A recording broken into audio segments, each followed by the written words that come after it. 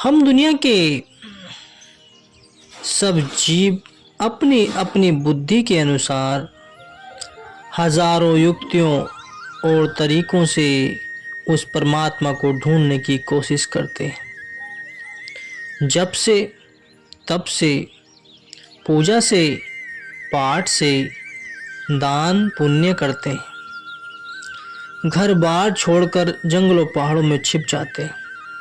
मंदिरों मस्जिदों गुरुद्वारे में जाते हैं, सत्संग सुनते हैं। ग्रंथों पोथियों और वेदों शास्त्रों का पाठ करते हैं। ये सब उपाय और साधन हम परमात्मा को पाने के लिए करते हैं, उससे मिलने के लिए करते हैं।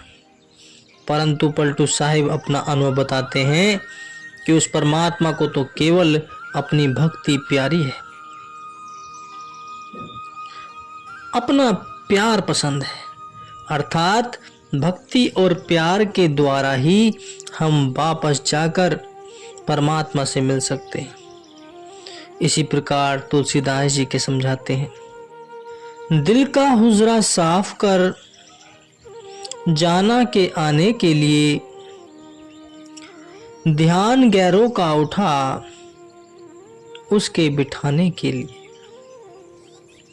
अगर हम वापस जाकर परमात्मा से मिलना चाहते हैं तो हमें अपने अंतर में उस मालिक से मिलने का सच्चा शौक पैदा करना चाहिए। महात्मा हमारी आत्मा और परमात्मा के रिश्तों को पत्नी और पति का रिश्ता कहकर याद करते हैं, क्योंकि पत्नी और पति का रिश्ता प्रेम, प्यार और भक्ति का रिश्ता होता है। रामकृष्ण मिशन वाले इस माँ और बेटे का संबंध कहते हैं, इसे माँ बेटे का संबंध भी कहते हैं। माँ और बेटे के रिश्ते में जो समान वस्तु या कड़ी है वह केवल भक्ति और प्यार है। इसी प्रकार हजरत ईसा ने इसे बाप और बेटे का रिश्ता कहकर समझाया है। बाप और बेटे का संबंध भी प्रेम और भक्ति का संबंध है। सो हर एक महात्मा इस बात पर जोर देते हैं कि परमात्मा का संबंध केवल प्रेम और भक्ति का संबंध है। इसलिए हम कई बार कहते हैं कि प्रेम परमात्मा है और परमात्मा प्रेम है। अर्थात परमात्मा से प्रेम कर कर ही हम वापस जाकर उससे मिल सकते हैं। अब मन में विचार आता है कि परमात्मा को तो कभी किसी ने देखा नहीं, फिर परमात्मा से प्यार किस तरह करें, उसकी भक्ति किस तरह करें, किस चीज को हमने कभी आंखों से नहीं देखा, उससे हम प्यार कैसे कर सकते हैं, उसकी भक्ति कैसे कर सकते हैं। हमें विचार करके देखना चाहिए कि किसकी भक्ति, किसका प्यार, किसकी संगति हमारे ख्याल को उस परमात्मा की भक्ति और प्यार की तरफ ले जा सकती है। हम जिसकी भी भक्ति करेंगे, जिससे भी प्यार करेंगे, मरने के बाद हमें उसी की शक्ल अपनानी पड़ेगी। जहां आशा तहां वासा। जिन शक्लों और पदार्थों के साथ हमारा सारी उम्र का लगाव होता है, मृत्यु के समय वे ही हमारी आंखों के सामने सिनेमा के चलचित्रों की तरह आकर फिरना शुरू हो जाते हैं। और आखिरी वक्त जिस ओर भी ध्यान या ख्याल होता है, हम दुनिया के जीव उसी धारा में बहना शुरू कर देते हैं। इसलिए हमें अच्छी तरह विचार करके देखना चाहिए कि कौन सी वस्तु हमारी भक्ति और हमारे प्यार के योग्य है। किसकी भक्ति, किसका प्यार हमारे ख्यालों को परमात्मा की भक्ति और प्यार में लगा सकता है। इसे समझने के लिए हमें सारी सृष्टि को अपनी आंखों के सामने रखकर छानबीन करना चाहिए। इस संसार में हमें जितने भी जीव नजर आ रहे हैं वे सब 5 तत्वों के मिलाप से बने हैं। ये 5 तत्व हैं: पृथ्वी, जल, अग्नि, वायु और आकाश। केवल मनुष्य में ही ये 5 तत्व पूरी मात्रा में मौजूद हैं। इसलिए महात्मा इसे सृष्टि का सिरमौर कहते हैं। इस संसार में पहली श्रेणी उन जीवों की है जिसमें केवल एक तत्व प्रधान है, जैसे सब्जी, घास फूस, पेड़ पौधे आदि, जिनमें पानी का तत्व प्रधान है।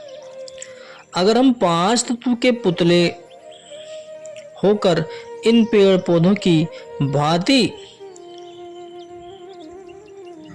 इन पेड़ पौधों की भक्ति करना शुरू कर देंगे तो आप ही सोचें कि हम उन्नति करेंगे या नीचे गिरेंगे। क्योंकि हम जिसकी भी भक्ति करेंगे मौत के बाद उसी जामे में जाना पड़ेगा, उसी का रूप अपनाना पड़ेगा। अतएव यह जितना भी वनस्पति जगत है, पेड़ पौधे आदि हैं, ये हमारी भक्ति के योग्य नहीं है। दूसरी श्रेणी में बिच्छू, सांप, कीड़े मकोड़े आदि होते हैं, जिनमें केवल 2 तत्व पृथ्वी और पानी प्रधान है। अगर हम 5 तत्वों वाले मनुष्य इन 2 तत्वों वाले सांप, बिच्छू आदि की भक्ति करेंगे तो भी उन्नति नहीं कर सकेंगे, नीचे ही गिरेंगे। तीसरी श्रेणी पक्षियों की है, जिनमें 3 तत्व हैं। हमारे अंदर 5 तत्व मौजूद हैं। अगर हम गरुड़, कबूतर, चिड़िया आदि की भक्ति करना शुरू कर देंगे तो भी हम उन्नति नहीं कर सकते, हमें निचले जामों में आना पड़ेगा। चौथी श्रेणी है चौपाया।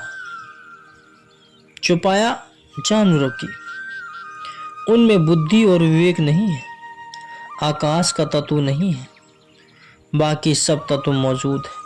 अगर हम गाय, भैंस, घोड़े आदि की भक्ति करेंगे तो भी हम तरक्की नहीं कर सकते, क्योंकि तब भी हमारा ख्याल नीचे ही गिरता है। 5वीं श्रेणी खुद मनुष्य की है और ये 5 तत्व हम सबके अंदर मौजूद हैं। अब सवाल उठता है कि मनुष्य की भक्ति करे तो क्यों करे, खासकर आज के ज़माने में, जबकि हम सबके समान अधिकार हैं। हम मनुष्य की भक्ति नहीं करता, गाय भैंसों की बोली समझ में नहीं आती, देवी देवता कभी किसी ने नहीं देखे। यहाँ आकर हम बड़ी उलझन में फंस जाते हैं कि हमें किसकी भक्ति करनी है, किसके साथ प्यार करना है, किसकी भक्ति और प्यार करके ख्याल को परमात्मा की भक्ति और प्यार की ओर ले जाया जा सकता है। हुजूर सावन सिंह महाराज हमें बड़े सुंदर उदाहरण के देकर समझाया करते हैं कि अगर हम एक कमरे में बहुत से रेडियो रख दें जो किसी भी बैटरी या बिजली से जुड़े हुए न हों तो हम किसी भी देश की खबरें नहीं सुन सकते। अगर उन्हें बिजली या बैटरी से जोड़ दिया जाए तो हम जिस देश की चाहे खबरें सुन सकते हैं। हमें मालिक के ऐसे भक्तों और प्यारों की खोज करना है और उनकी संगति करना है जिनकी लिव उस परमात्मा के साथ लगी हुई है।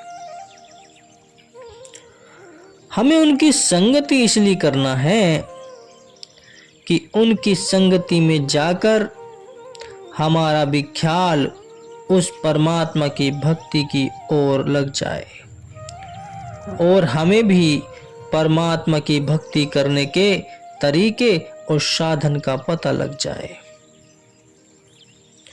हमारा मन हमेशा संगति और सोहबत का असर लेता है।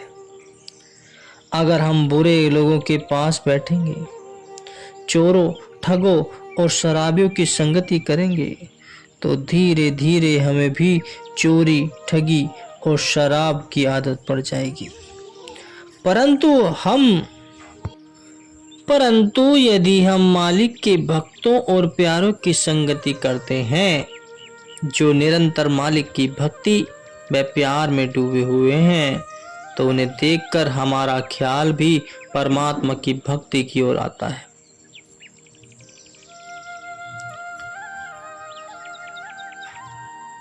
जो लोग कपड़ा बुनते हैं उन्हें पता है कि अगर सूत गुत्थियों से भरा अथवा उलझा हुआ हो तो उससे कपड़ा नहीं बुना जा सकता।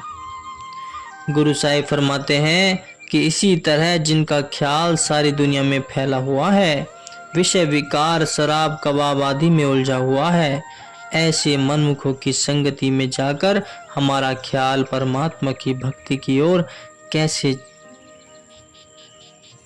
लग सकता है। जो मनमुख हैं वे हमेशा भूखे हैं। उन्हें परमात्मा जो भी वे चाहे दे दे। उनके मन में कभी संतोष और सब्र नहीं आता। परमात्मा उन्हें जितनी मर्जी संपत्ति दे दे, सांसारिक मान बढ़ाई, तंदुरुस्ती, धन दौलत आदि भी दे दे, परंतु उन्होंने आज तक कभी परमात्मा से परमात्मा को नहीं मांगा। एक तो वे परमात्मा की भक्ति करते ही नहीं, और अगर करते भी हैं तो दुनिया की शक्लों और पदार्थों के लिए करते हैं। क्या ऐसे पुरुषों की संगति या सोहबत करनी चाहिए? आप फरमाते हैं कि धावतु धाई धावही प्रीति माया, लख कोसन कौ विधि दीजिए। कि जो लोग हमेशा दुनिया की शक्लों और सांसारिक पदार्थों के लिए तड़पते फिरते हैं, उनसे कम लाख कोस दूर रहना चाहिए। फिर किन की संगति करनी चाहिए? हे परमात्मा, हमें साधु संतों और महात्माओं की संगति बख्श, ताकि तेरी याद आए, तेरी भक्ति की ओर हमारा हमेशा ख्याल रहे। कबीर साहिब जी कहते हैं, कबीर संगत साध की, जौ की भूसी खाए, खीर खाड़ भोजन मिले, साकत संग न जाए। अगर मालिक के भक्तों और प्यारों की संगति में जाकर सूखे टुकड़े भी चबाने पड़े तो वे मनमुखों की संगति में मिलने वाले खीर, मिठाई, हलवा आदि से लाख गुना अच्छा है। इसलिए कहते हैं, एक घड़ी आधी घड़ी, आधी हूं से आद, कबीर संगति साध की, कटे कोटि अपराध। एक घड़ी बल्कि आधी से आधी घड़ी भी जो हम मालिक से भक्तों और प्यारों की संगति में गुजारते बिताते हैं, उससे हमारे मन से हजारों प्रकार के भ्रम दूर हो जाते हैं। हजारों तरह के कर्मों का हिसाब किताब खत्म हो जाता है। इसलिए महात्मा हमें मालिक के भक्तों और प्यारों की संगति करने का उपदेश देते हैं। मालिक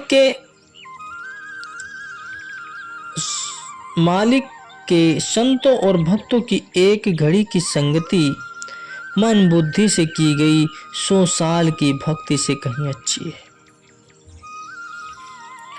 अगर भक्ति करने का तरीका मालूम नहीं है, रास्ता पूरब की ओर है और हम दौड़ते पश्चिम की ओर है, तो जितना दौड़ते हैं उतना ही अपनी मंजिलों से दूर भागते रहते हैं।